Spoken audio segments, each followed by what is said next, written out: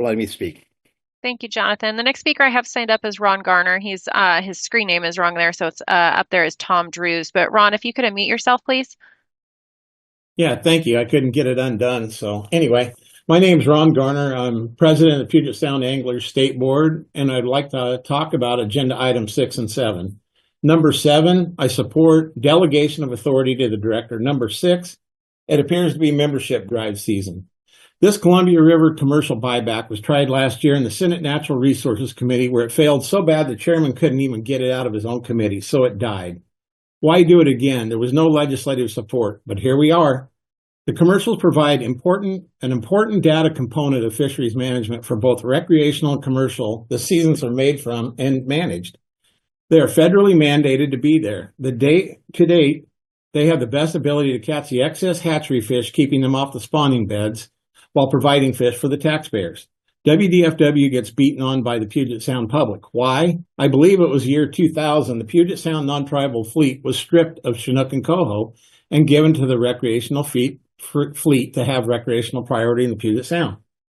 They were the tool for the in-season management, adjust run size, and allow us to keep fishing longer when the runs came back bigger than forecast. We lost it, so now we fish entirely from forecasts and only fished a small percentage of what should have been full seasons for the last 2 years. Removing such valuable tools is a loss to all fishers. Tribes, non-tribal commercials, and sports used to fish full seasons. Now it's down to weeks and even days in some areas. Now you're being advocated to repeat the same huge mistake on the Columbia River, as there is no other acceptable tool to gather in-season data below Bonneville Dam. Pound net fish traps catch far too few fish to be effective to remove the required amount of hatchery fish or pHOS fish, keeping them off the spawning beds. Our hook and line angling is not efficient enough either. Realistically, if they remove the commercial licenses and it's checkmate and Washington doesn't have the ability to control pHOS numbers, then hatchery production gets annihilated even further. Lower Columbia fall Chinook have been cut from 48 million to 24 to 11. These fish fed coastal and tribal communities and brought huge sport fish revenue to Oregon, Washington, BC, Southeast Alaska, Buoyton, and these fish also feed our SRKWs, orcas, on the site of Vancouver Island. At the Orca Task Force, working with previous WDFW commissioners, we recommended making 50 million more Chinook for the orcas and us. You're no longer seeing the peanut head on the orcas from starving. It worked.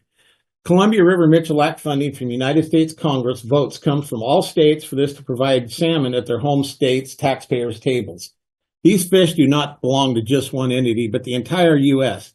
For this, federal fishery management use commercial to provide these fish for them and also keep pHOS numbers in check. Hey, Ron, I'm so sorry to interrupt you, but your time is up. Okay, so thank you, and we support not going further with any proposals on removing the commercial fisheries, as they are federally mandated to be there and have a reason for being there for a management tool. Thank you. The next speaker that I have signed up is Gabriel